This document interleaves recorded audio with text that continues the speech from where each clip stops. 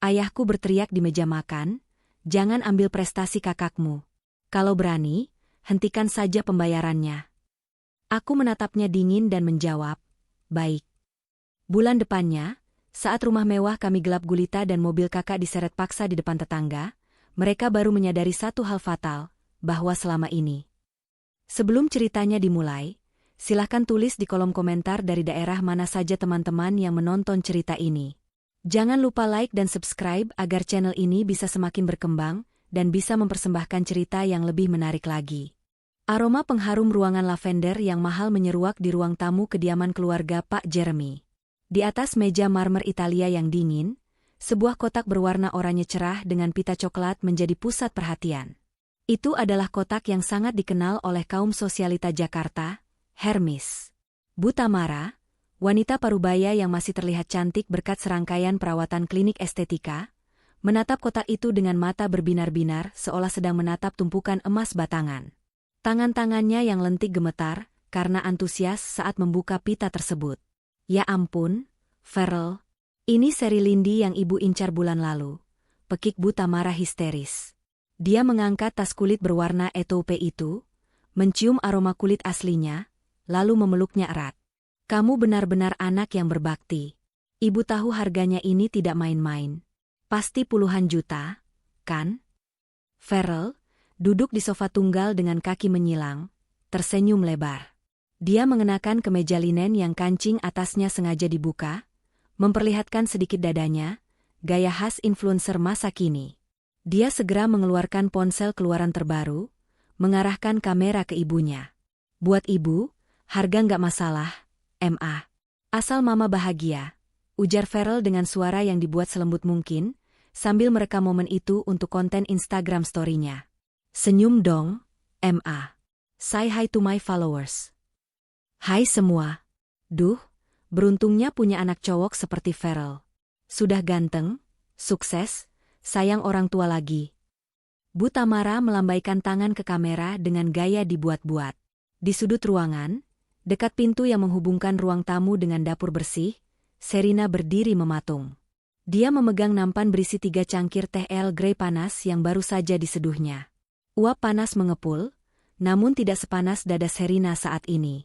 Ponsel di saku celemek rumahannya bergetar. Serina meletakkan nampan perlahan agar tidak menimbulkan bunyi, lalu mengintip layar ponselnya. Notifikasi bank, transaksi debit 125 juta rupiah di butik Hermes Plaza Indonesia berhasil. Kartu tambahan, Farrell Bramasta. Dadanya sesak. Itu uangnya. Itu hasil jeripayahnya begadang selama 3 bulan menyelesaikan naskah novel thriller untuk klien di New York. Farrell menggunakan kartu kredit tambahan yang tagihannya dibayar penuh oleh Serina setiap bulan. Namun, di ruang tamu ini, Serina tidak lebih dari sekadar perabot yang tak terlihat. "Serina, mana tehnya?" Suara bariton Pak Jeremy memecah lamunan Serina. Ayahnya duduk di sofa utama sambil membaca koran bisnis. Sama sekali tidak peduli dengan drama tas mewah istrinya, namun sangat peduli pada pelayanannya. "Iya, yah. Ini." Serina melangkah maju, meletakkan cangkir-cangkir itu di atas meja, hati-hati agar tidak menyenggol kotak oranye keramat itu. "Wah, Ser," kata Farrell sambil meletakkan ponselnya, menatap adiknya dengan tatapan meremehkan yang tersembunyi di balik senyum manis. "Kamu lihat tas mama? Bagus kan? Kamu kapan bisa belikan mama barang begini? Jangan cuma ngetik di kamar terus. Keluar, cari koneksi, biar sukses kayak kakak." Serina menatap wajah kakaknya. Wajah yang tampan, tapi penuh kepalsuan. "Itu tas mahal, Kak. Uangnya dari mana?" tanya Serina datar, memancing. Farrell tertawa renyah, tawa yang terdengar sumbang di telinga Serina. "Ya dari hasil endorse dan bisnis baru kulah. Memangnya kamu cuma dapat recehan dari nulis cerita hayalan?" Bu Tamara menimpali sambil mengelus tas barunya. "Sudahlah, Farrell. Jangan samakan kamu dengan Serina. Rezeki anak laki-laki itu memang beda. Kamu kan calon kepala keluarga. Wajar kalau rezekimu deras karena kamu dermawan sama orang tua. Kalau Serina, yah, dia bantu-bantu di rumah saja sudah syukur." Kalimat itu seperti sembilu yang mengiris hati Serina pelan-pelan. "Bantu-bantu?" Serina ingin berteriak bahwa listrik yang menyalakan lampu kristal di atas kepala mereka, AC sentral yang mendinginkan ruangan, hingga baju yang mereka pakai, semuanya dibayar dari rekening Serina. Tapi lidahnya keluh. Bertahun-tahun didoktrin untuk mengalah pada kakak laki-laki, membuatnya terbiasa menelan empedu. Serina berbalik badan, hendak kembali ke kamarnya, satu-satunya tempat perlindungannya. Mau kemana? Tegur Pak Jeremy tajam. Duduk dulu. Ayah mau bicara soal rencana renovasi garasi. Mobil baru Farrell butuh tempat yang lebih layak.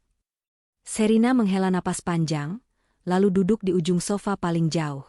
Dia tahu, pembicaraan ini hanya akan berakhir pada satu hal, uangnya lagi. Malam harinya, suasana di meja makan terasa lebih tegang dari biasanya. Denting sendok dan garpu beradu dengan piring porselen menjadi satu-satunya suara yang mengisi kekosongan, sebelum akhirnya Bu Tamara memulai ritual bulanannya. Oh iya, yah, Bu Tamara membuka percakapan sambil menyendokkan nasi ke piring Farrell. Piring Farrell selalu penuh dengan lauk terbaik, potongan daging rendang terbesar, ayam goreng paha atas.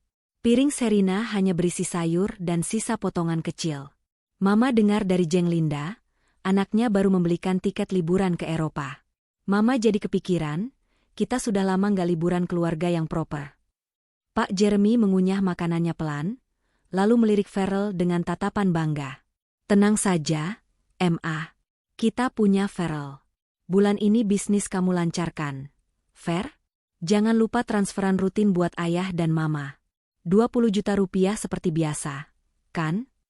Farrell tersedak sedikit, lalu buru-buru minum air putih.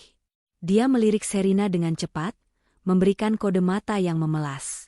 Kode yang selalu sama, tolong aku, Dek, nanti ku ganti.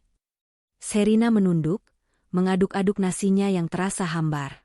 Dia ingat saldo rekeningnya yang terkuras drastis pagi tadi gara-gara tas Hermes itu.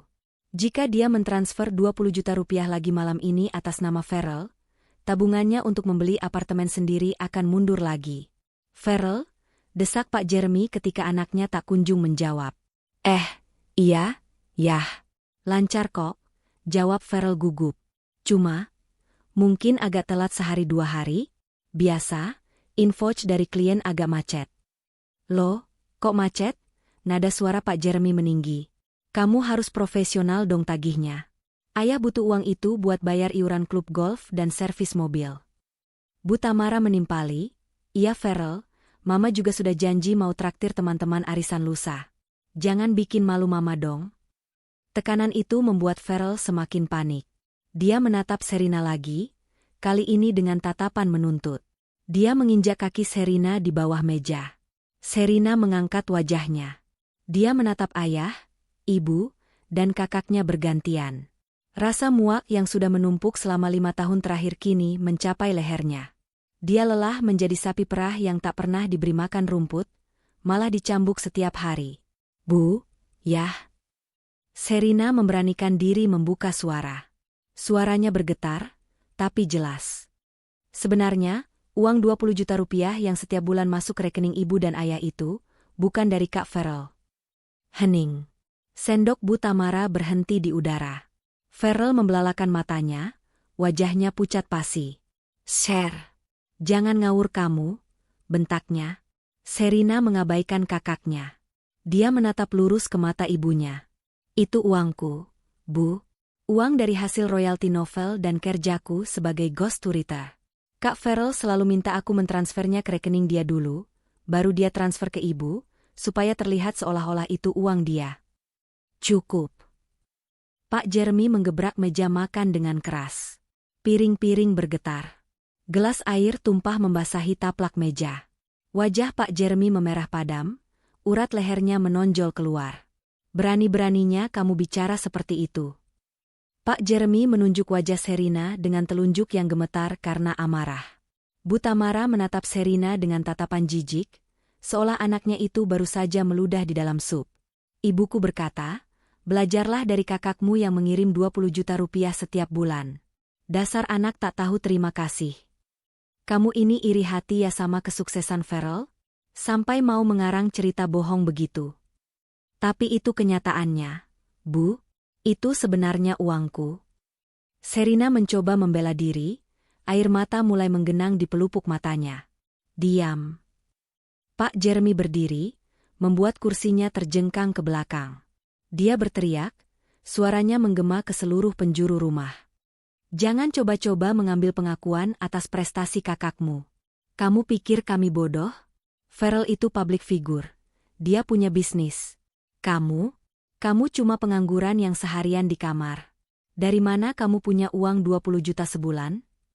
Farrell, melihat angin berpihak padanya, langsung mengubah ekspresinya menjadi korban yang terzalimi. Aku nggak nyangka kamu sejahat ini, Sir. Tega banget kamu mau jatuhin harga diri kakakmu sendiri di depan ayah dan mama. Aku kerja keras siang malam, dan ini balasan kamu. Serina menatap kakaknya dengan tatapan tidak percaya. Betapa hebatnya kemampuan akting Farrell. Pantas saja followersnya tertipu, orang tuanya sendiri pun tertipu. Kalau begitu, Pak Jeremy melanjutkan dengan nada mengancam, matanya menyalang tajam. Coba saja hentikan pembayarannya. Kita lihat siapa yang bohong. Kalau memang itu uangmu, hentikan. Jangan transfer sepeser pun. Kita lihat apakah Farrell tetap bisa menghidupi keluarga ini atau tidak. Serina terdiam. Dia menyeka air mata yang jatuh di pipinya dengan kasar. Hatinya yang selama ini lunak, tiba-tiba mengeras seperti batu karang. Rasa sakit itu bertransformasi menjadi sebuah ketenangan yang dingin. Dia berdiri perlahan, menatap ayahnya tanpa rasa takut untuk pertama kalinya. Baik, Yah, ucap Serina pelan namun tegas. Mulai detik ini, aku hentikan. Tidak akan ada lagi transferan. Selamat menikmati uang Kak Farrell. Serina meninggalkan meja makan yang berantakan itu, diiringi cemoohan ibunya yang berkata, dasar anak durhaka, bisanya cuma mengancam. Sesampainya di kamar, Serina mengunci pintu rapat-rapat. Dia bersandar di balik pintu, merosot duduk di lantai, dan menangis. Bukan tangisan meraung-raung, melainkan tangisan sunyi yang menyakitkan. Jenis tangisan seseorang yang menyadari bahwa dia benar-benar sendirian di dunia ini. Kamar itu adalah dunianya. Di salah satu sudut, terdapat meja kerja dengan 3 monitor besar, keyboard mekanikal, dan tumpukan buku referensi. Di layar monitor, terpampang naskah novel yang sedang ia kerjakan, sebuah kisah tentang pengkhianatan. Ironis. 15 menit berlalu. Serina bangkit, membasuh wajahnya di wastafel kamar mandi dalam. Dia menatap pantulan dirinya di cermin. Mata sembab, wajah lelah. Cukup, bisiknya pada bayangan di cermin. Cukup jadi orang bodoh. Dia duduk di kursi kerjanya yang ergonomis, jemarinya dengan lincah menari di atas keyboard. Dia membuka situs internet banking. Langkah pertama, kartu kredit tambahan. Serina melihat daftar transaksi Farrell bulan ini. Tas Hermes, makan malam di restoran omakase senilai 5 juta, top up game online jutaan rupiah, hingga pembayaran sewa studio foto. Total tagihan bulan berjalan, 145 juta rupiah. Serina menarik napas panjang, lalu menekan tombol block card permanently. Langkah kedua, transfer berkala. Dia membatalkan instruksi transfer otomatis, auto debit, yang dijadwalkan setiap tanggal 1 ke rekening Farrell sebesar 25 juta rupiah, 20 juta rupiah untuk orang tua, 5 juta rupiah untuk jatah jajan Farrell. Cancel. Langkah ketiga, tagihan utilitas. Selama ini, Serina mendaftarkan rekeningnya untuk membayar listrik, air, internet, dan TV kabel rumah ini secara otomatis. Dia menghapus semua ID pelanggan rumah itu dari daftar pembayarannya. Remove. Setelah selesai, Serina membuka aplikasi chat. Dia mencari kontak bernama Reval Hadi. Serina. Val, tawaran lo minggu lalu soal apartemen di Senopati, masih kosong gak? Tak sampai 1 menit, balasan masuk. Reval, masih. Kenapa? Lo akhirnya mau cabut dari rumah neraka itu? Serina, iya. Malam ini juga gue mau packing. Besok pagi jemput gue. Bisa? Reval, gila, mendadak banget.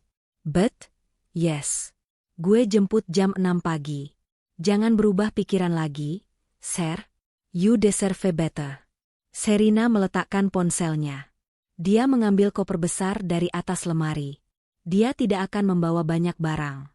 Hanya laptop, dokumen-dokumen penting, baju secukupnya, dan buku-buku kesayangannya.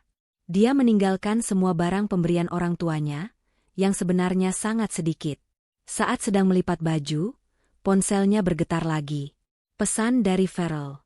Farrell, tadi acting lo jelek banget. Jangan lupa transfer ya besok pagi. Awas lo kalau macem-macem. Gue bisa bikin hidup lo susah. Ingat, lo cuma numpang di rumah ayah. Sherina membaca pesan itu tanpa ekspresi. Dia mengetik balasan singkat. Sherina, coba saja bikin susah. Rekening keran uangmu sudah kututup. Selamat berjuang jadi tulang punggung beneran, Kak. Send. Lalu blok on. Malam itu, Sherina tidur dengan perasaan aneh. Ada ketakutan akan masa depan, tapi ada rasa lega yang jauh lebih besar. Seperti seseorang yang akhirnya melepaskan ransel berisi batu seberat 50 kilogram dari punggungnya. Keesokan harinya, matahari belum terbit sempurna, tapi kepanikan sudah melanda Farrell Bramasta. Farrell terbangun di kamarnya yang berantakan karena bunyi notifikasi email yang bertubi-tubi. Dia meraih ponselnya dengan mata setengah terpejam. Email dari bank. Pemberitahuan, transaksi gagal. Kartu kredit XXXX 9876 Anda telah diblokir oleh pemegang kartu utama. Pemberitahuan, pembayaran langganan Netflix gagal. Pemberitahuan, pembayaran Spotify Premium gagal. Farrell terlonjak duduk. Jantungnya berdegup kencang. Dia mencoba membuka aplikasi mobile bankingnya untuk mengecek saldo tabungannya sendiri. Saldo, Rp350.000. Sialan, umpat Farrell. Dia ingat pesan terakhir Sherina semalam yang dia anggap hanya gertakan sambal. Ternyata adiknya benar-benar melakukannya. Farrell mencoba menelepon Sherina. Nomor yang Anda tuju sedang sibuk. Diblokir. Dia mencoba mengirim WhatsApp. Centang 1. Diblokir. Dia mengecek Instagram Sherina. User not found. Diblokir. Keringat dingin mulai mengucur di pelipisnya. Hari ini dia ada janji brunch dengan sesama influencer di Plaza Senayan. Dia harus tampil kaya. Bagaimana dia bisa bayar nanti? Dompetnya kosong, kartu kreditnya mati. Farrell melompat dari tempat tidur, berlari keluar kamar menuju kamar Sherina yang terletak di dekat area servis belakang. Dia menggedor pintu kamar itu dengan keras. Sher, buka pintunya. Sherina, teriak Farrell, berusaha mengecilkan suaranya agar tidak membangunkan orang tuanya di lantai atas. Jangan main-main ya lo. Buka. Tidak ada jawaban. Pintu terkunci. Farrell mencoba mendobrak sedikit, tapi pintu itu kokoh. Dia mengintip dari lubang kunci, tapi gelap. Oke, lo mau main kasar, desis Farrell. Tunggu sampai ayah bangun. Habis lo. Namun, di dalam hati kecilnya, Farrell ketakutan setengah mati. Jika dia mengadu pada ayah sekarang, ayah akan bertanya, "Lo, kenapa harus minta Sherina? Kan kamu punya uang sendiri." Dan jika Farrell tidak bisa menjawab, kebohongannya selama 5 tahun akan terbongkar. Dia terjebak. Dia tidak bisa marah pada Sherina di depan orang tua, tanpa membuka aibnya sendiri. Farrell kembali ke kamarnya, mondar-mandir seperti setrikaan. Dia membuka laci meja riasnya, mencari barang apa yang bisa dijual cepat. Ada jam tangan Tag Heuer palsu, KW Super, yang dia beli untuk properti foto. Tidak laku. Ada kamera mirrorless tua. Mungkin laku 2-3 juta. Tapi itu tidak cukup untuk gaya hidupnya seminggu, apalagi sebulan. Tiba-tiba terdengar suara klakson mobil di depan rumah. Farrell mengintip dari jendela kamarnya di lantai 2. Sebuah mobil sedan BMW hitam mengkilap berhenti di depan pagar. Seorang pria turun dari mobil itu, Reval Hadi, pengacara muda yang dulu sering main ke rumah saat kecil tapi sangat dibenci Pak Jeremy karena dianggap sok pintar. Ngapain si Reval kesini pagi-pagi? Gumam Farrell. Lalu dia melihat pemandangan yang membuatnya semakin lemas. Pintu depan rumah terbuka. Sherina keluar menyeret koper besar, mengenakan coat panjang berwarna beige dan kacamata hitam. Dia terlihat mahal. Sangat berbeda dengan Sherina yang biasa memakai kaos oblong di rumah. Reval dengan sigap mengambil koper Sherina, memasukkannya ke bagasi, lalu membukakan pintu untuk Sherina layaknya seorang putri. Farrell ingin berteriak, ingin mencegahnya, tapi suaranya tercekat. Jika Sherina pergi, siapa yang akan membayar cicilan mobil sport yang baru dia ambil bulan lalu? Siapa yang akan membayar kartu kreditnya? Mampus gue, bisik Farrell, tubuhnya merosot ke lantai. Setengah jam sebelum Farrell menggedor pintu, Sherina sudah siap. Dia berdiri di tengah kamarnya yang kini kosong. Laptop sudah di dalam tas punggung. Harddisk eksternal berisi aset digital senilai miliaran rupiah sudah aman di saku dalam jaketnya. Sherina berjalan keluar kamar, melewati dapur. Dia melihat ibunya, Bu Tamara, sedang duduk minum kopi sambil membaca majalah mode, masih mengenakan kimono tidur sutra. Bu Tamara menoleh, alisnya terangkat melihat koper besar Sherina. "Mau kemana kamu pagi-pagi bawa koper segede gaban?" tanya Bu Tamara sinis, tanpa menaruh majalahnya. Sherina berhenti sejenak. Inilah momen perpisahan itu. Tidak ada pelukan, tidak ada tangisan haru. Ada proyek di luar kota, Bu. Mungkin sebulan atau 2 bulan, bohong Sherina. Dia tidak ingin ada drama teriakan pagi ini. Dia ingin pergi dengan tenang. "Hah? Proyek apaan?" "Paling juga jadi asisten penulis lagi," cibir Bu Tamara. "Ya sudah sana. Irit-irit uang saku. Jangan minta-minta ke Farrell, dia lagi banyak pengeluaran." Sherina tersenyum tipis. Sangat tipis. "Tenang saja, Bu. Aku tidak akan pernah minta 1 rupiah pun dari anak kesayangan ibu itu. Justru aku berdoa semoga dia bisa membiayai semua keinginan ibu mulai sekarang." "Tentu saja dia bisa. Dia kan sukses," balas Bu Tamara ketus. Sherina mengangguk. "Jaga kesehatan, Bu." Dia berjalan menuju pintu depan. Saat tangannya menyentuh gagang pintu, dia menoleh sekali lagi ke arah tangga, berharap mungkin ayahnya turun dan bertanya dengan nada khawatir. Tapi hening. Rumah itu besar, megah, tapi terasa seperti makam yang dingin. Sherina membuka pintu, melangkah keluar. Udara pagi Jakarta yang biasanya berpolusi terasa sangat segar di paru-parunya hari ini. Reval sudah menunggu di samping mobilnya. Pria itu tersenyum hangat. Senyum yang tulus, bukan senyum demi konten. "Ready?" tanya Reval lembut saat membukakan pintu. "More than ready," jawab Sherina. Saat mobil Reval melaju meninggalkan pekarangan rumah mewah itu, Sherina melihat ke kaca spion. Rumah pilar 2 lantai yang selama ini menjadi penjaranya semakin mengecil. Tidak ada air mata lagi. Yang ada hanya daftar rencana di kepalanya. Beli furnitur untuk apartemen baru. Menyelesaikan bab 15 naskah klien. Menonton kehancuran kerajaan palsu Farrell dari kejauhan. Di dalam rumah, Bu Tamara masih asyik membolak-balik majalah, tidak menyadari bahwa tiang penyangga utama ekonomi rumah tangganya baru saja pergi untuk selamanya. Dan di lantai atas, Farrell masih terduduk di lantai, menatap layar ponselnya yang menampilkan saldo Rp350.000 dengan tatapan horor, sementara suara ibunya terdengar dari bawah. "Farrell sayang, nanti siang temani mama belanja gorden baru ya. Yang lama sudah kusam." Kepanikan yang sesungguhnya baru saja dimulai. 2 minggu setelah kepergian Sherina, rumah besar bergaya Mediterania di kawasan elit Pondok Indah itu tampak sama megahnya dari luar. Namun, di dalamnya, atmosfer mulai terasa gerah, secara harfiah dan kiasan. Pukul 14 WIB, saat matahari Jakarta sedang terik-teriknya, tiba-tiba terdengar bunyi, ceklek, yang diikuti dengan matinya dengungan halus sentral air conditioning, AC sentral. Lampu kristal di foyer padam. Kulkas 2 pintu di dapur berhenti menderu. Bu Tamara, yang sedang mencoba kebaya baru untuk acara pertunangan keponakannya, berteriak dari kamar utama. "Embok! Embok Ijah! Kenapa AC-nya mati? Panas sekali ini." Pembantu rumah tangga mereka, Embok Ijah, berlari tergopoh-gopoh dari area belakang. Wajahnya pucat. "Nya, listriknya mati." Meterannya bunyi titit-titit dari tadi pagi, tapi Mbok kira Nyonya atau Dan Farrell sudah isi token. Sekarang sudah 0. "Apa?" Bu Tamara keluar kamar dengan kipas tangan, keringat mulai membasahi bedak tebal di wajahnya. Mana mungkin habis? Biasanya kan otomatis terisi.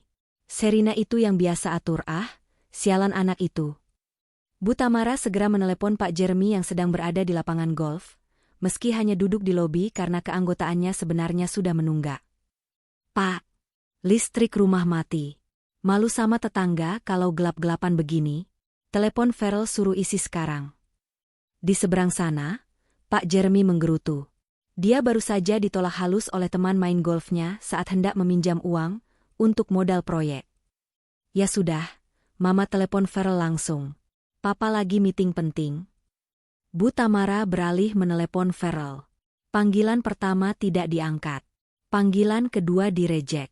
Panggilan ketiga baru diangkat dengan suara bisik-bisik. Halo, MA?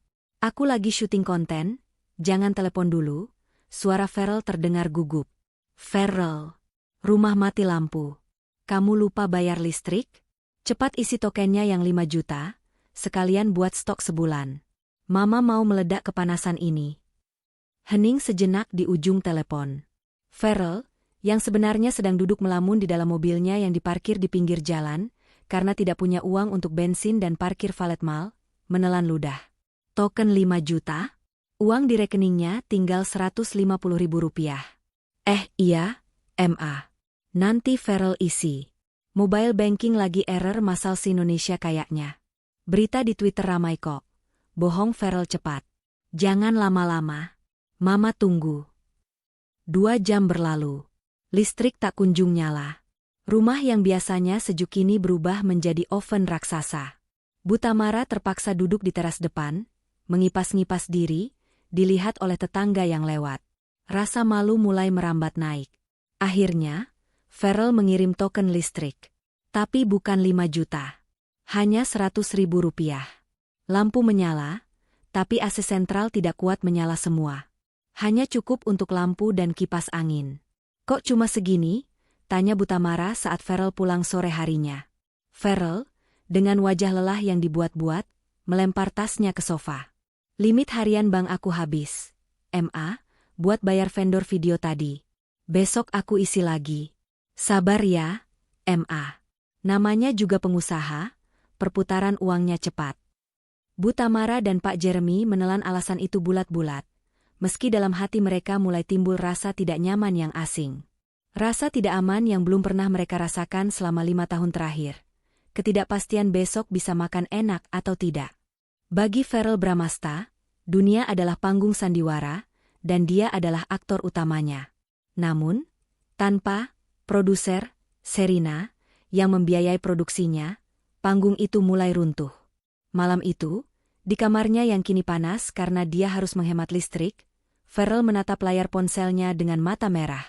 Dia baru saja mengunduh 5 aplikasi pinjaman online, pinjol, yang berbeda. Dia butuh uang tunai cepat. Tanggal jatuh tempo kartu kreditnya sendiri sudah lewat 3 hari. Debt collector bank resmi sudah mulai mengirim email peringatan. Dan yang lebih parah, dia harus memberi nafkah Rp20 juta ke orang tuanya lusa, atau topengnya akan hancur total. Verifikasi wajah berhasil. Limit kredit Anda, Rp3 juta. Tenor 30 hari. Bunga 15%. Farrell menekan tombol, cairkan. Dia melakukan hal yang sama di 4 aplikasi lain. Total yang dia dapatkan malam itu, Rp12 juta. Masih kurang 8 juta dari target, belum lagi untuk kebutuhan pribadinya. Keesokan harinya, Farrell mencoba menjual barang-barangnya. Dia membawa jam tangan Rolex, yang ternyata palsu, hadiah dari mantan pacarnya dulu, ke pasar loak barang mewah di Blok M. Pedagang di sana tertawa saat melihatnya. Ini barang KW, Mas. Paling saya ambil 500.000 buat kanibalan, kata pedagang itu. Farrell gengsi, dia mengambil jam itu dan pergi dengan marah. Dia akhirnya menjual kamera Sony Alpha miliknya, satu-satunya alat kerjanya yang asli, seharga Rp8 juta di forum jual beli cepat. Hatinya hancur. Kamera itu adalah nyawanya sebagai content creator. Tapi dia tidak punya pilihan. Terkumpul Rp20 juta. Malamnya, Farrell menyerahkan amplop coklat berisi uang tunai itu kepada ibunya. Dia tidak mentransfer karena takut uangnya terpotong otomatis oleh bank untuk bayar hutang kartu kredit. Nih, MA. Bulan ini cash ya. Soalnya rekening bisnisku lagi diaudit pajak. jadi dibekukan sementara biar aman. Bual Farrell. Mata Bu Tamara berbinar, meski sedikit meredup saat menghitung ketebalan amplopnya. Loh, Farrell, ini pas 20 juta? Biasanya kamu kasih bonus 5 juta buat mama belanja.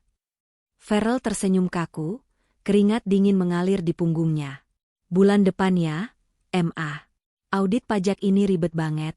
Serina tuh yang dulu nggak becus urus pembukuan aku, makanya sekarang jadi masalah. Pak Jeremy yang sedang menonton TV menoleh tajam. Dasar anak itu. Sudah pergi, masih menyusahkan saja. Lihat kan, MA? Untung Farrell pintar mengatasinya. Farrell menghela napas lega.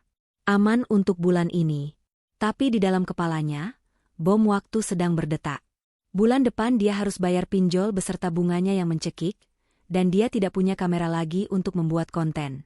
Sementara keluarga di Pondok Indah mulai tercekik, Serina Munaf sedang bernapas lega di lantai 35 sebuah apartemen di kawasan Senopati. Ruang kerjanya kini memiliki dinding kaca besar yang menghadap langsung ke Cakrawala, Jakarta. Tidak ada teriakan minta uang, tidak ada sindiran tentang pekerjaan yang tidak nyata. Hanya ada ketenangan, aroma kopi Arabica segar, dan suara ketikan keyboard yang ritmis. Sore itu, Reval datang membawa 2 kotak lasakna. Gimana progres naskahnya? Tanya Reval sambil melonggarkan dasinya. Dia baru pulang dari sidang di pengadilan. Bab terakhir selesai. Editor di New York suka banget sama draftnya. Mereka tawarkan kontrak baru untuk trilogi selanjutnya. Advance payment-nya, lumayan buat beli unit apartemen sebelah kalau mau, jawab Serina sambil tersenyum lepas. Senyum yang jarang sekali Reval lihat selama Serina tinggal di rumah orang tuanya. Reval menatap Serina lekat-lekat. Lo kelihatan beda, Ser. Lebih hidup. Serina meletakkan gelas kopinya, menatap keluar jendela. Gue baru sadar, Val. Selama ini gue bukan cuma kasih uang ke mereka. Gue kasih nyawa gue. Gue kasih harga diri gue buat diinjak-injak supaya Kak Farrell bisa merasa tinggi. Sekarang, energi itu balik ke gue. Mereka ada hubungin lo? Ratusan missed call dari nomor rumah. Puluhan SMS caci maki dari ibu. Tapi gue nggak baca. Gue arsipkan semua. Reval mengangguk setuju. Bagus. By the way, gue dengar kabar dari Circle pengacara. Ada beberapa debt collector yang mulai cari info soal aset keluarga lo. Kayaknya kakak lo main api sama pinjol ilegal. Serina terdiam sejenak. Ada sedikit rasa nyeri di dadanya, sisa-sisa kasih sayang seorang adik. Tapi dia ingat bentakan ayahnya, jangan ambil pengakuan atas prestasi kakakmu. Biarin aja, Val, kata Serina dingin. Dia yang mau jadi panggung utama, kan? Sekarang dia dapat spotlightnya.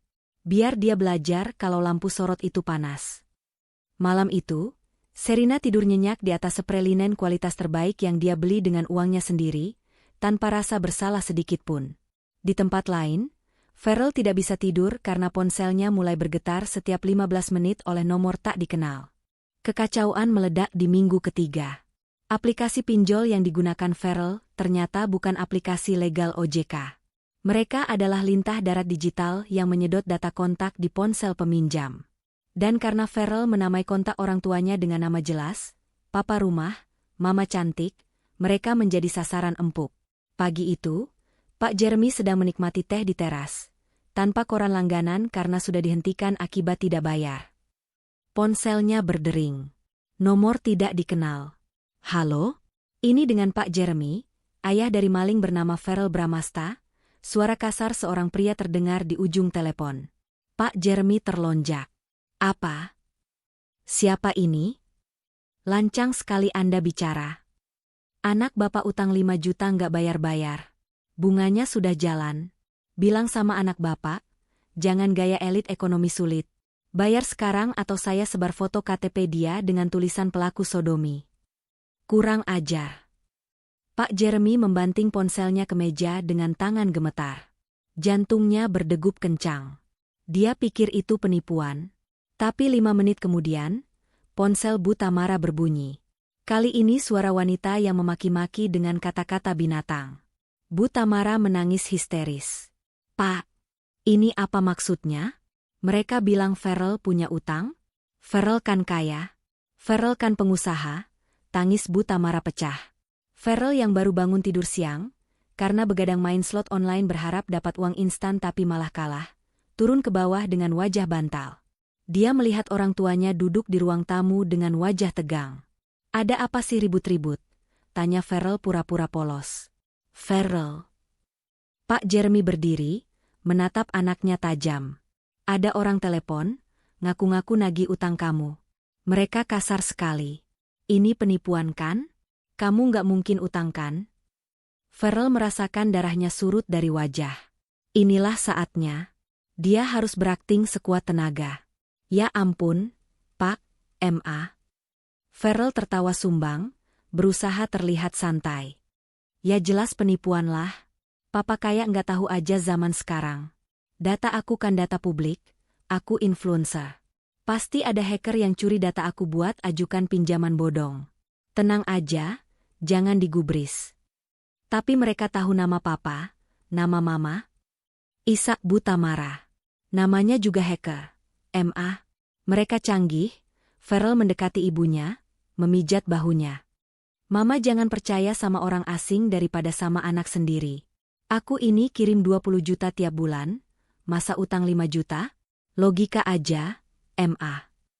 Penjelasan itu masuk akal bagi Pak Jeremy yang memang ingin percaya bahwa anaknya sempurna. Benar juga. Kurang ajar para penipu itu. Papa akan lapor polisi. Jangan lapor polisi dulu, Pak, sergah Farrell panik. Biar pengacara kantorku yang urus. Kalau lapor polisi nanti jadi berita, nama baik aku hancur. Papa diam saja, blokir nomornya. Pak Jeremy menurut. Dia memblokir nomor-nomor itu. Tapi teror tidak berhenti di situ. Siang harinya, sebuah karangan bunga duka cita dikirim ke depan rumah mereka.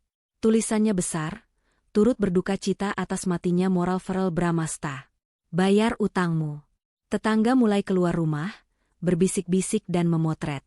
Pak Jeremy buru-buru merusak karangan bunga itu dan membuangnya ke tong sampah.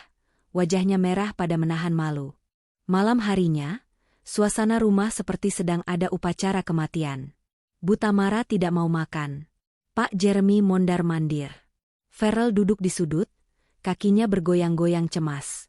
Farrell, suara Pak Jeremy berat dan menekan. Jujur sama Papa. Kenapa teror ini masif sekali?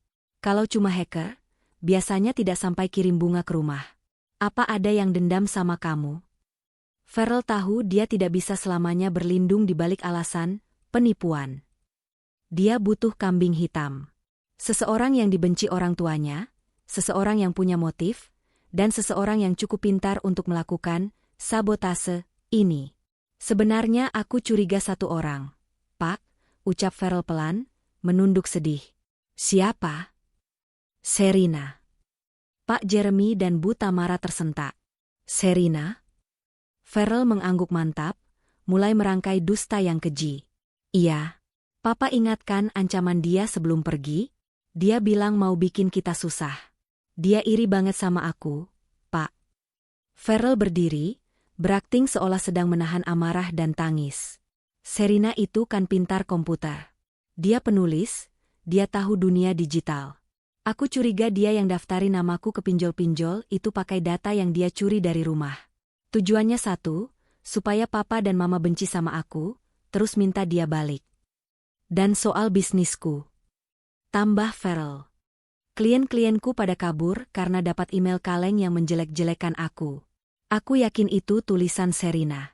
Gaya bahasanya sama persis sama novelnya. Penjelasan itu, betapapun tidak masuk akalnya bagi orang luar, terdengar sangat logis bagi Pak Jeremy dan Bu Tamara yang memang sudah mencap Serina sebagai anak pembangkang. Kebencian mereka mendapatkan wadah baru. Anak setan, maki Bu Tamara. Sudah pergi, masih mau menghancurkan kakaknya. Tegas sekali dia. Pak Jeremy mengepalkan tangannya. Pantas saja dia pergi dengan sombong. Ternyata dia sudah merencanakan sabotase ini. Dia ingin melihat kita hancur, Farrell. Dia ingin melihat kamu gagal supaya dia bisa ketawa. Benar, Pak? Farrell mengipasi api kemarahan itu. Makanya bulan ini aku agak seret kasih uang. Karena aku lagi sibuk bersihin nama baikku yang dihancurkan Sherina. Tapi papa tenang aja, aku bakal bangkit. Aku nggak akan kalah sama adik durhaka itu. Jangan kalah, nak, seru Pak Jeremy berapi-api. Kita lawan dia. Papa tidak akan sudi minta bantuan dia walau papa mati kelaparan. Kita blokir dia dari keluarga ini selamanya. Malam itu, ikatan keluarga itu semakin erat dalam kegelapan dan kebohongan. Farrell berhasil selamat lagi dengan menjadikan adiknya tumbal. Namun, dia lupa satu hal. Kebohongan bisa menunda kebenaran, tapi tidak bisa menghapusnya. Di luar pagar rumah, seorang pria berjaket kulit hitam memotret rumah Pak Jeremy diam-diam, lalu mengirim pesan ke bosnya, target ada di rumah. Mobil Pajero masih ada. Besok kita tarik unitnya. Farrell mungkin bisa memanipulasi orang tuanya, tapi dia tidak bisa memanipulasi leasing mobil yang sudah menunggak 3 bulan. Uang cicilan bulan lalu dan bulan ini sudah dipakai Farrell untuk bayar bunga pinjol dan judi slot demi melipat gandakan uang, yang tentu saja gagal total. Kehancuran yang sebenarnya baru akan dimulai saat matahari terbit esok hari. Pagi itu di Pondok Indah tidak dimulai dengan kicauan burung, melainkan dengan suara gedoran pagar besi yang kasar dan teriakan lantang. Pukul 6.30 WIB, 3 orang pria berbadan tegap dengan kulit terbakar matahari berdiri di depan gerbang rumah Pak Jeremy. Mereka mengenakan rompi kulit bertuliskan, External Collection Team. Pak Jeremy, yang baru saja hendak menikmati teh paginya, yang kini diseduh sendiri karena Mbok Ija sudah minta pulang kampung akibat gaji menunggak, terlonjak kaget. Dia bergegas keluar dengan wajah merah padam, masih mengenakan piyama sutra yang warnanya mulai pudar. Siapa kalian? Teriak-teriak di rumah orang pagi buta. Tidak punya sopan santun, bentak Pak Jeremy dari balik pagar. Salah satu pria, yang tampaknya pemimpin tim, maju selangkah sambil memegang map merah. Wajahnya datar, tanpa senyum. Kami dari pihak leasing, Pak. Kami memegang surat kuasa penarikan unit mobil SUV Pajero Sport dengan plat B1RLL atas nama Farrell Bramasta. Unit ini sudah menunggak cicilan selama 3 bulan berturut-turut, ditambah denda keterlambatan yang tidak digubris. Dunia Pak Jeremy serasa berhenti berputar.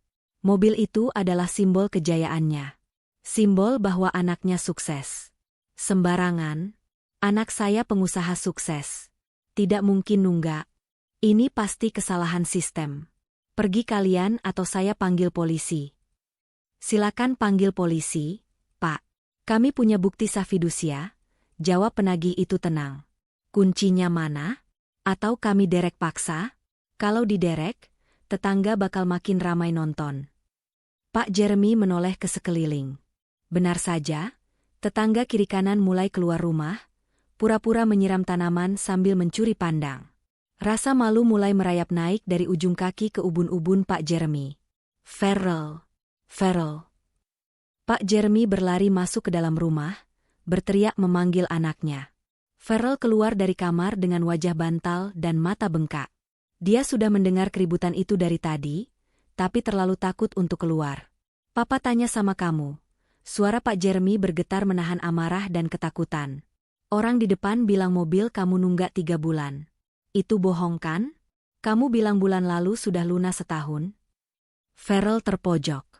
Dia tidak bisa lagi menyalahkan Sherina untuk urusan leasing mobil atas namanya sendiri. Dia gemetar. Itu, staf keuangan aku lupa bayar. Pak. Admin aku teledor. Bayar sekarang. Transfer sekarang di depan muka mereka. Perintah Pak Jeremy. Nggak bisa, Pak. Farrell mulai menangis. Uangnya kepakai buat nalangin proyek yang gagal gara-gara disabotase Sherina. Kebohongan lagi. Tapi kali ini, dampaknya nyata. Pak Jeremy lemas. Dia menyadari bahwa tidak ada uang. Tidak ada pelunasan. 10 menit kemudian, adegan paling memalukan dalam sejarah keluarga itu terjadi. Farrell dipaksa menyerahkan kunci mobil. Para penagih itu masuk, menyalakan mesin mobil kebanggaan keluarga, dan membawanya pergi. Pak Jeremy berdiri mematung di teras, menyaksikan simbol status sosialnya menghilang di tikungan jalan, meninggalkan jejak asap tipis dan bisik-bisik tetangga yang terdengar seperti tawon berdengung. Lihat tuh, gayanya selangit, ternyata kreditan macet. bisik tetangga sebelah yang suaranya sayup-sayup terdengar. Pak Jeremy memegang dadanya yang nyeri. Ilusi itu mulai retak, tapi egonya menolak untuk pecah sepenuhnya. 3 hari setelah insiden penarikan mobil, sebuah undangan mewah dengan tinta emas tiba di rumah. Undangan pernikahan putri dari kakak tertua Pak Jeremy, sepupu Farrell, yang akan diadakan di Grand Ballroom Hotel Mulia, salah satu venue termahal di Jakarta. Ini adalah acara wajib hadir bagi keluarga besar. Di keluarga Pak Jeremy, absen di acara seperti ini sama dengan menyatakan diri bangkrut atau mati. Kita harus datang, kata Bu Tamara sambil menatap undangan itu dengan tatapan kosong.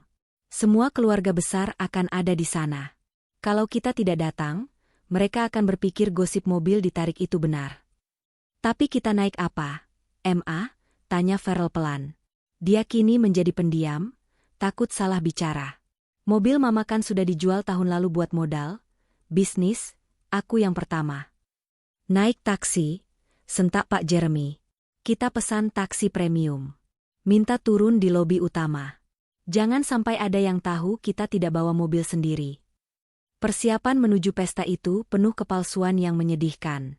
Bu Tamara membongkar lemari, mencari gaun lama yang masih layak pakai karena tidak punya uang untuk membeli baru. Perhiasannya sudah banyak yang masuk pegadaian. Dia hanya menyisakan 1 set kalung berlian imitasi kualitas tinggi. Pak Jeremy mengenakan setelan jas lamanya yang kini terasa agak longgar, karena berat badannya turun drastis akibat stres. Farrell, Pak Jeremy menatap anaknya tajam. Malam ini kamu harus tampil prima. Jangan tunjukkan wajah susah. Ceritakan pada om dan tante kalau bisnismu sedang ekspansi besar-besaran. Kalau ada yang tanya soal mobil, bilang saja sedang di bengkel modifikasi atau apalah. Mengerti? Iya, Pak, jawab Farrell lemah. Dan satu lagi, tambah Pak Jeremy dengan nada penuh kebencian. Kalau si anak durhaka Sherina itu datang, jangan sampai dia merusak citra kita. Kalau perlu, usir dia sebelum dia sempat buka mulut. Malam itu, mereka berangkat dengan taksi online. Sialnya, mereka tidak punya saldo cukup untuk memesan layanan premium, jadi mereka memesan layanan reguler. Mobil yang datang adalah MPV murah yang berbau apek rokok. Pak Jeremy duduk di kursi belakang dengan wajah tegang, menahan napas sepanjang perjalanan, merutuki nasib, namun masih menolak mengakui bahwa ini semua akibat kesalahannya memanjakan Farrell. Sesampainya di hotel, mereka meminta sopir menurunkan mereka agak jauh dari lobi, agar tidak terlihat turun dari mobil murah. Mereka berjalan kaki menuju pintu masuk lobi yang gemerlap, meluruskan jas, memasang senyum palsu, dan bersiap memasuki arena pertarungan gengsi. Grand Ballroom Hotel Mulia disulap menjadi taman surga dengan ribuan bunga segar yang didatangkan dari Belanda. Lampu kristal raksasa menggantung megah, memantulkan cahaya ke perhiasan-perhiasan mahal yang dikenakan para tamu. Keluarga Pak Jeremy masuk dengan canggung. Mereka mencoba berbaur, menyalami kerabat yang menyambut dengan senyum sopan namun mata menyelidik. Wah, Jeremy, lama tak jumpa. Mana Pajero barunya? Tumben gak kelihatan di valet? Tanya Om Burhan, kakak tertua yang kaya raya. Sedang di coating, Mas. Biasa, perawatan, jawab Pak Jeremy cepat, keringat dingin mulai menetes di pelipisnya. Farrell berdiri di belakang ayahnya, menghindari kontak mata. Dia merasa semua orang tahu aibnya. Dia merasa telanjang di tengah keramaian. Tiba-tiba, suasana ruangan berubah riuh. MC acara naik ke panggung dengan antusias. Hadirin sekalian, sebelum kita masuk ke acara utama, keluarga besar ingin memberikan apresiasi khusus. Kita kedatangan tamu spesial malam ini. Sosok yang baru saja mengharumkan nama keluarga di kancah internasional. Novelnya baru saja dibeli hak ciptanya oleh Netflix As dengan nilai kontrak fantastis. Mari kita sambut Sherina Munaf. Lampu sorot, spotlight, bergerak cepat menyapu ruangan dan berhenti di pintu masuk VIP. Pintu terbuka. Masuklah Sherina. Dia tidak mengenakan gaun pesta yang heboh. Dia mengenakan pantsuit sutra berwarna putih gading rancangan desainer, dengan potongan yang tegas namun elegan. Rambutnya diikat selai ponytail. Di sampingnya, menggandeng tangannya, adalah Reval Hadi yang tampak gagah dengan tuxedo hitam. Aura Sherina malam itu bukan aura seorang adik yang membantu di dapur. Itu adalah aura seorang wanita yang memegang kendali penuh atas hidupnya. Tepuk tangan membahana. Para sepupu muda berbisik kagum. Itu Kak Sherina? Gila, keren banget. Mulut Bu Tamara menganga. Pak Jeremy mematung. Farrell mengepalkan tangannya hingga kuku menancap ke telapak tangan. Sherina berjalan tenang menuju meja utama, menyalami Om Burhan dan pengantin. Dia terlihat begitu luwes, begitu dihormati. Om Burhan menepuk bahu Sherina bangga. Hebat kamu, Sher. Om baca berita soal kontrak itu di Forbes Indonesia. Kamu benar-benar aset keluarga. Pak Jeremy yang berdiri tak jauh dari situ merasa panas. Dia, yang selama ini menganggap Farrell sebagai satu-satunya aset, kini melihat anak yang dia buang justru dipuja-puja oleh orang yang paling dia segani. Dengan langkah lebar, Pak Jeremy menghampiri kerumunan itu, menarik Bu Tamara dan Farrell bersamanya. Dia tidak mau kehilangan momen. Dia harus mengklaim kesuksesan itu. Ah, iya dong, Mas Burhan. Seru Pak Jeremy keras, memotong pembicaraan. Dia merangkul bahu Sherina dengan paksa, seolah tidak pernah terjadi pertengkaran. Sherina ini memang anak didik saya. Darah seni dan bisnisnya itu turunan dari saya. Ya kan, Sher? Sherina menepis tangan ayahnya perlahan tapi tegas. Dia mundur selangkah, menciptakan jarak fisik yang nyata. Wajahnya dingin, tidak ada senyum untuk ayahnya. Maaf, Pak Jeremy, ucap Sherina formal. Dia tidak memanggil ayah. Bakat saya murni kerja keras saya sendiri. Tidak ada hubungannya dengan didikan bapak yang selalu menyuruh saya diam di dapur. Suasana di lingkaran elit itu seketika hening. Om Burhan menatap Pak Jeremy dengan alis terangkat. Farrell, yang melihat ayahnya dipermalukan, merasa ini adalah kesempatannya untuk membalikkan keadaan. Dia pikir dia bisa menggunakan narasi, Sherina jahat, di depan keluarga besar untuk mendapatkan simpati. Sherina, teriak Farrell, suaranya sengaja dikeraskan agar menarik perhatian tamu-tamu di sekitar meja VIP. Tega ya lo sukses sendirian, sementara lo tega nyusahin orang tua. Lo sengaja kan mutus aliran dana ke papa dan mama biar mereka menderita? Lo anak durhaka yang lupa kulit. Beberapa tamu mulai berbisik. Narasi, anak kaya yang telantarkan orang tua, adalah isu seksi. Bu Tamara mulai terisak pelan, memainkan peran korban. Benar? Isak Bu Tamara. Ibu yang mengandung kamu, Sher. Tapi begitu sukses, kamu tinggalkan kami. Kamu malah fitnah kakakmu. Sherina menatap drama murahan di depannya dengan tatapan bosan. Reval di sebelahnya sudah bersiap maju untuk membela. Tapi Sherina menahan lengannya. Biar aku yang selesaikan, isyarat matanya. Nyusahin orang tua? Ulang Sherina dengan suara tenang namun tajam, yang entah bagaimana terdengar jelas di keheningan ballroom itu. Kak Farrell, mari kita luruskan fakta di depan Om Burhan dan keluarga besar. Sherina memberi isyarat pada asisten acara, yang ternyata teman Sherina. Layar LED besar di belakang panggung yang tadinya menampilkan foto pre-wedding, tiba-tiba berubah. Muncul sebuah slide presentasi yang sederhana namun mematikan. Judulnya, Alur Dana Keluarga 2020 hingga 2025. Apa-apaan ini? Teriak Pak Jeremy panik. Lihat baik-baik, kata Sherina. Di layar, terpampang grafik batang berwarna merah dan biru. Grafik biru, sumber dana 95% berasal dari rekening Sherina Munaf. 5% dari pensiun Pak Jeremy. 0% dari Farrell Bramasta. Grafik merah, penggunaan dana cicilan Pajero Farrell, kartu kredit Farrell, belanja tas Bu Tamara, judi online, diberi label, hiburan digital Farrell. Slide berganti ke bukti mutasi rekening yang diperbesar. Terlihat jelas pola transaksi setiap tanggal 1. Dari Sherina ke Farrell, keterangan, titipan buat ibu, 25 juta rupiah. Dari Farrell ke Bu Tamara 20 juta rupiah. Sisa 5 juta ditarik tunai oleh Farrell. Selama 5 tahun, suara Sherina menggema. Aku mentransfer uang itu ke rekening Kak Farrell atas permintaannya, supaya dia terlihat seperti pahlawan di mata ayah dan ibu. Supaya egonya terjaga. Aku diam saja karena aku sayang keluarga. Tapi ketika kalian menuduhku mencuri prestasi dia, that's enough. Sherina menunjuk ke arah Farel yang kini wajahnya pucat pasi seperti mayat. Kak Farel tidak pernah punya bisnis sukses. Dia pengangguran yang hidup dari uangku dan gimmick media sosial. Dan mobil Pajero yang ditarik leasing kemarin? Itu cicilannya macet tepat setelah aku berhenti transfer uang bulan lalu. Itu buktinya. Bohong, jerit Farel histeris. Itu data palsu.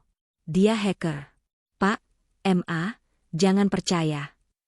Tapi Pak Jeremy tidak bodoh. Dia melihat tanggal-tanggal di layar itu. Dia ingat setiap kali Farel mentransfer uang, selalu ada jeda waktu setelah Sherina gajian. Potongan-potongan puzzle di kepalanya menyatu. Alasan, sistem error. Alasan, audit pajak. Semuanya masuk akal sekarang. Om Burhan menggelengkan kepala, menatap Pak Jeremy dengan tatapan kasihan bercampur jijik. Jadi selama ini kamu membanggakan tong kosong, Jer? Dan membuang berlian? Pak Jeremy merasa kakinya tidak lagi menapak bumi. Dia menatap Farel, anak emasnya, kebanggaannya. Farel tidak berani membalas tatapan ayahnya.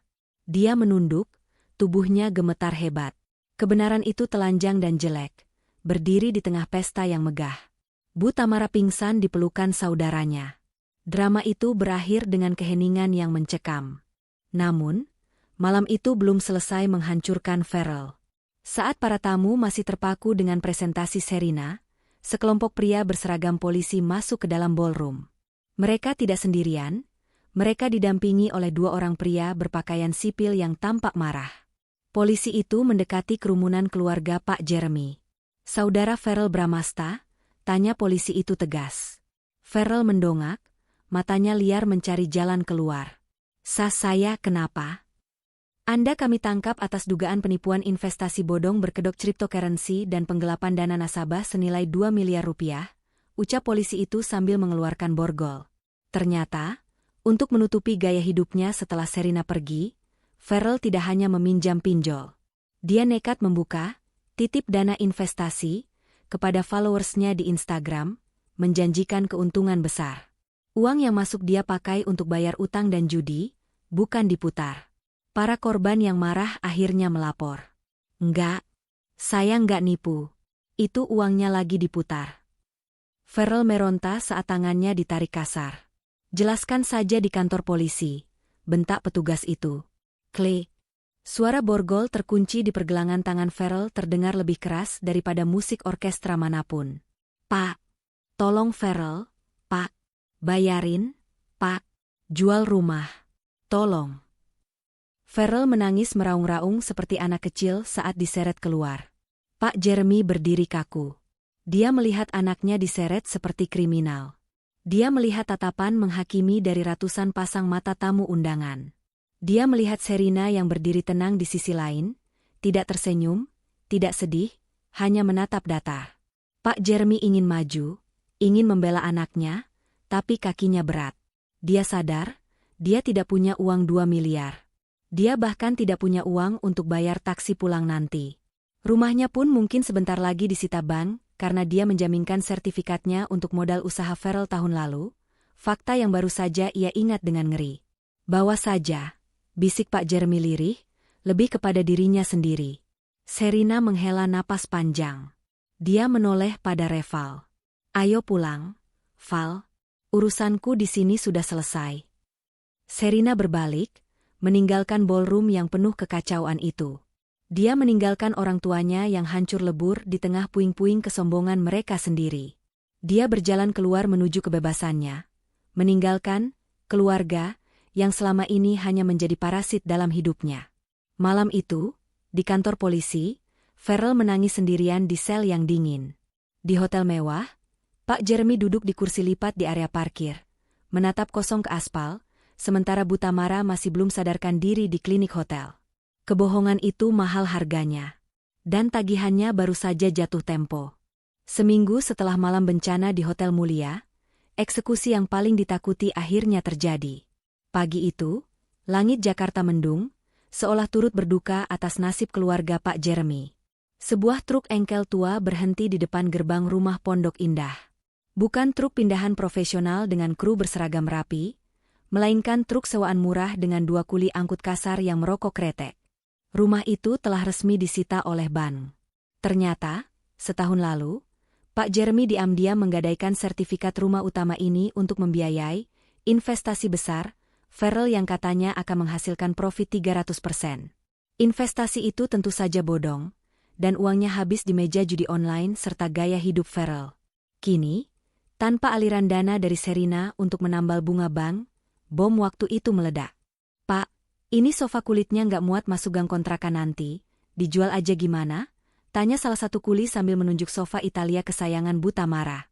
Bu Tamara duduk di lantai ruang tamu yang sudah kosong melompong, tatapannya hampa. Dia tidak menjawab. Dia hanya memeluk kotak perhiasannya yang kini kosong. Semuanya sudah dijual untuk membayar pengacara Farrell, yang pada akhirnya gagal menangguhkan penahanan. "Jual saja," suara Pak Jeremy terdengar parau dari arah pintu. Pria yang dulu gagah itu kini tampak 10 tahun lebih tua. Rambutnya memutih, bahunya merosot, dan dia berjalan menyeret kaki kirinya, gejala stroke ringan yang menyerangnya sehari setelah Farrell ditangkap. "Jual apa saja yang laku. Kita butuh uang makan." Proses pindahan itu adalah parade penghinaan. Tetangga-tetangga yang dulu sering disombongi Bu Tamara kini menonton dari balik pagar dengan tatapan beragam. Ada yang kasihan, ada yang mencibir puas. Tujuan mereka adalah sebuah rumah petak 3 kamar di gang sempit di daerah pinggiran Jakarta Selatan. Jauh dari akses mobil. Truk berhenti di depan mulut gang, dan mereka harus memanggul sisa barang-barang mereka melewati jalan setapak yang becek dan berbau got. Saat pintu kontrakan dibuka, bau apek menyambut mereka. Dindingnya bercat kapur yang mulai mengelupas, lantainya keramik putih murah yang retak di beberapa sudut. Kita akan tinggal di sini, Pak?" tanya Bu Tamara lirih, air mata menetes di pipinya yang kini tak lagi tersentuh perawatan klinik mahal. Pak Jeremy meletakkan koper pakaiannya di lantai. Dia menatap ruangan sempit itu, ruang tamu yang menyatu dengan dapur. Tidak ada AC sentral. Hanya ada kipas angin tua yang berdebu. "Ini yang bisa kita bayar, Ma," jawab Pak Jeremy pahit. "Hanya ini sisa harga diri kita." Malam itu, untuk pertama kalinya dalam puluhan tahun, mereka tidur beralaskan kasur busa tipis di lantai. Suara bising motor dari gang dan tangisan bayi tetangga menembus dinding tipis. Di kegelapan itu, Pak Jeremy menatap langit-langit yang bernoda bekas bocor, merenungi kebodohannya. Dia telah membuang anak yang memberinya istana, demi anak yang memberinya penjara. 2 minggu kemudian, di rumah tahanan, Rutan, Salemba. Sherina duduk di kursi pengunjung, dipisahkan oleh kaca tebal dan telepon interkom. Dia mengenakan kemeja putih sederhana namun elegan, kontras dengan suasana rutan yang suram. Di seberangnya, duduk sosok yang nyaris tak dikenali. Farrell Bramasta. Rambutnya dicukur habis, botak plontos, wajahnya kusam dan berminyak, ada luka lebam samar di sudut bibirnya, tanda perpeloncoan di dalam sel. Rompi oranye tahanan yang dikenakannya tampak kedodoran di tubuhnya yang menyusut kurus. Farrell mengangkat gagang telepon dengan tangan gemetar. Matanya berkaca-kaca saat melihat adiknya. "Sir." Suaranya pecah. "Sir, tolong aku nggak kuat di sini. Makanannya basi, aku tidur di lantai samping WC. Mereka mukulin aku kalau aku nggak pijatin mereka. Sir, tolong bayar jaminannya. Atau cabut tuntutannya. Kamu kan kaya sekarang, tolong kakak." Sherina menatap kakaknya dengan ekspresi yang sulit diartikan. Ada rasa iba, tentu saja. Tapi ada juga ketegasan yang tak tergoyahkan. "Aku sudah cek berkas kasusmu, Kak," kata Sherina tenang melalui interkom. "Tuntutan ini bukan delik aduan yang bisa dicabut begitu saja. Ini penipuan publik. Jaksa yang menuntutmu, bukan korban perorangan lagi. Tapi kamu bisa sewa pengacara hebat. Reval kan pinter. Suruh dia bebasin aku."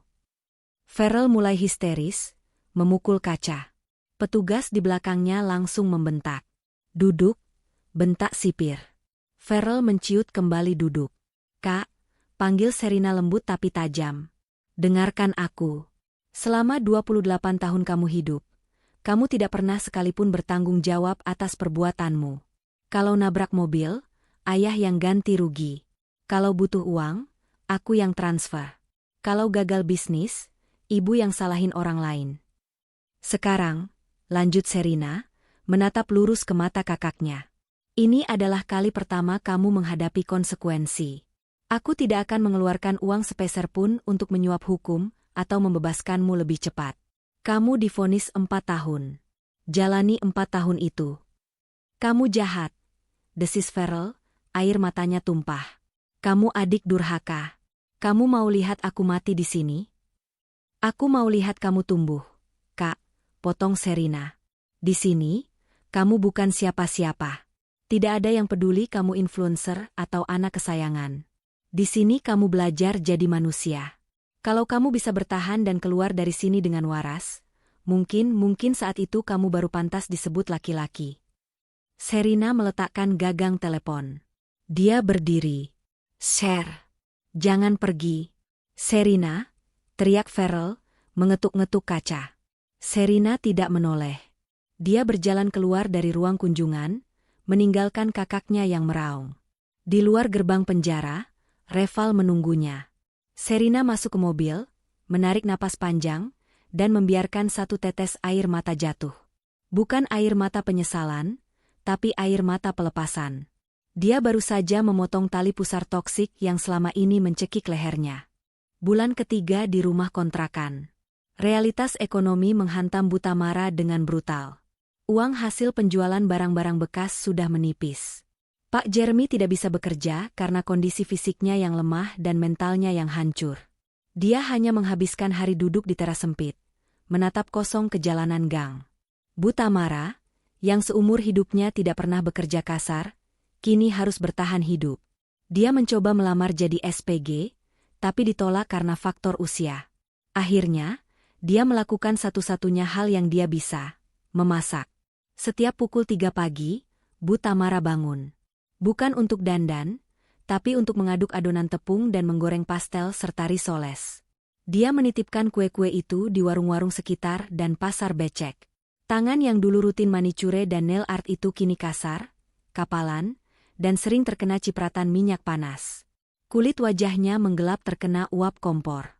Suatu sore, hujan deras mengguyur Jakarta. Butamara berjalan pulang dari pasar, memayungi sisa dagangannya yang tidak laku. Dia terpeleset di jalan gang yang licin, jatuh terduduk di kubangan lumpur. Kue-kuenya tumpah berhamburan. Butamara tidak bangkit. Dia duduk di sana, di tengah hujan dan lumpur, dan menangis meraung-raung. Dia menangisi tas Hermesnya yang dulu, dia menangisi kesombongannya, dia menangisi kata-katanya yang menyakitkan pada Sherina. Tuhan, ini hukumanku. Isaknya di bawah guyuran hujan. Malam harinya, Pak Jeremy demam tinggi. Obat habis. Tidak ada uang. Butamara panik. Gengsi terakhirnya runtuh. Dia mengambil ponsel lamanya yang layarnya retak, mencari nomor Sherina yang sempat dia blokir dulu. Dia membuka blokir itu dengan tangan gemetar. Butamara, Sherina, ini Mama. Papa sakit. Mama nggak punya uang buat beli obat. Mama nggak minta 20 juta. Mama cuma butuh 200 ribu. Tolong, Nak. Mama mohon. 1 jam tidak ada balasan. Butamara putus asa. Dia bersiap keluar untuk meminjam uang ke tetangga yang sering menyindirnya. Tiba-tiba, ada ketukan di pintu kontrakan. Butamara membuka pintu. Di sana berdiri seorang kurir ojek online. Atas nama Ibu Tamara, tanya kurir itu. Iya. Kurir itu menyerahkan 2 kantong besar. 1 kantong berisi obat-obatan lengkap, penurun panas, vitamin, obat hipertensi. Kantong satunya berisi sembako, beras, telur, minyak, dan buah-buahan. Ini dari siapa? Tanya Butamara. Dari Ibu Sherina, Bu. Oh iya, ini ada pesan di aplikasi. Kurir itu membacakan catatan di HP-nya. Jangan lupa diminum sesudah makan. Tagihan BPJS ayah dan ibu sudah saya lunasi setahun ke depan. Pakai itu kalau mau berobat. Butamara memeluk kantong plastik itu erat-erat, jatuh berlutut di ambang pintu. Terima kasih, Sherina. Maafkan Mama. Maafkan Mama. Di dalam rumah, Pak Jeremy mendengar percakapan itu. Air mata mengalir dari sudut matanya yang tertutup. Rasa malu yang dia rasakan lebih sakit daripada demamnya. Anak yang dia sebut, Tak tahu terima kasih, adalah satu-satunya yang menyelamatkan nyawanya malam itu. 6 bulan kemudian, Sherina sedang meninjau lokasi syuting untuk film adaptasi keduanya di sebuah studio di Jakarta Selatan. Dia kini bukan hanya penulis, tapi juga eksekutif produser. Reval menghampirinya membawa dokumen tebal.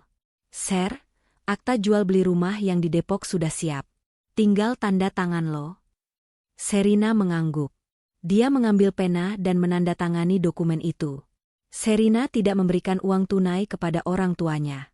Dia tahu, jika dia memberi uang tunai, sifat lama mereka mungkin akan kembali, atau uang itu akan diselundupkan ke penjara untuk Farrell. Sebagai gantinya, Sherina membeli sebuah rumah mungil di klaster sederhana namun asri di Depok. Rumah itu dibeli atas nama Sherina, bukan orang tuanya. "Lo yakin gak mau kasih sertifikatnya ke mereka?" tanya Reval. "Enggak," jawab Sherina tegas. "Mereka boleh tinggal di sana seumur hidup. Gratis. Aku yang bayar listrik dan air. Tapi kepemilikan tetap di aku. Ini pengaman, Val. Supaya rumah itu nggak digadaikan lagi kalau Farrell nanti keluar penjara dan merengek minta modal." Reval tersenyum bangga. "Lo cerdas. You protect them from themselves." Minggu depannya, Sherina mengajak orang tuanya pindah dari kontrakan kumuh itu ke rumah baru di Depok. Saat Pak Jeremy dan Bu Tamara turun dari mobil Reval dan melihat rumah mungil yang bersih dengan taman kecil di depannya, mereka tidak bisa berkata-kata. Rumah ini jauh lebih kecil dari istana Pondok Indah dulu, tapi jauh lebih layak daripada kontrakan Gang Senggol. Sherina berdiri di teras, memegang kunci rumah. "Yah, Bu," kata Sherina. Nadanya tidak lagi penuh amarah, tapi datar dan profesional. "Kalian bisa tinggal di sini. Kebutuhan makan bulanan akan dikirim via catering rantangan. Listrik dan air aku yang urus." Pak Jeremy berjalan tertatih mendekati Sherina. Dia ingin memeluk anaknya, tapi dia ragu. Dia merasa kotor. "Sherina?" Suara Pak Jeremy serak. Dia menundukkan kepalanya dalam-dalam. Ayah malu sama kamu. Ayah gagal jadi bapak. Ayah buta." Sherina menatap ayahnya. Dia melihat penyesalan yang jujur di mata tua itu. Hatinya yang beku sedikit mencair, tapi dia tidak membiarkan dirinya hanyut. "Manusia bisa salah, Yah. Yang penting sekarang ayah istirahat. Jangan pikirin gengsi lagi. Hidup tenang di sini," ujar Sherina. Bu Tamara maju, menggenggam tangan Sherina. Tangannya yang kasar terasa hangat. "Mama sudah berhenti berharap sama Farrell, Sher. Mama sadar sekarang. Kamu mutiara yang Mama buang ke lumpur. Terima kasih sudah mungut Mama lagi." Sherina tidak menarik tangannya. Dia membiarkan ibunya menangis di tangannya. "Sudah, Bu. Masuklah. Mulai hidup baru," kata Sherina. Setelah memastikan orang tuanya masuk, Sherina kembali ke mobil Reval. "Lega?" tanya Reval. "Banget," jawab Sherina. "Beban moral sudah selesai. Sekarang aku bisa fokus ke hidupku sendiri." Reval menyalakan mesin mobil. "Kalau gitu, mungkin sekarang waktu yang tepat buat bahas kita?" Sherina menoleh, tersenyum manis. "Jalan aja dulu, Pak Pengacara. Kita punya banyak waktu." 2 tahun kemudian. Suasana pagi di Rutan Salemba. Pintu gerbang besi terbuka. Farrell Bramasta melangkah keluar. Dia mendapatkan pembebasan bersyarat karena berkelakuan baik selama 2,5 tahun terakhir. Dia berbeda. Tubuhnya lebih berotot karena rajin olahraga kalistenik di penjara. Wajahnya keras, matanya waspada. Tidak ada lagi Farrell yang manja dan necis. Tidak ada mobil mewah yang menjemputnya. Hanya ada Pak Jeremy dan Bu Tamara yang menunggu di pinggir jalan dengan taksi online. Mereka terlihat sehat, meski berpakaian sangat sederhana. Farrell menghampiri mereka. Dia mencium tangan ayahnya, lalu memeluk ibunya. "Maaf, Pak, Ma," bisik Farrell. Kali ini tulus. Penjara telah menghancurkan egonya sampai ke titik nol dan memaksanya membangun ulang kepribadiannya. "Ayo pulang, Nak. Kita makan sayur lodeh di rumah," kata Bu Tamara lembut. "Farrell mau kerja apa nanti?" tanya Pak Jeremy di perjalanan. "Ada teman sel yang punya bengkel las, Pak. Dia nawarin kerjaan jadi asisten tukang las. Gajinya UMR, tapi halal. Farrell mau ambil itu, jawab Farrell. Pak Jeremy tersenyum tipis. Bagus. Itu lebih terhormat daripada jadi direktur tapi hasil nipu.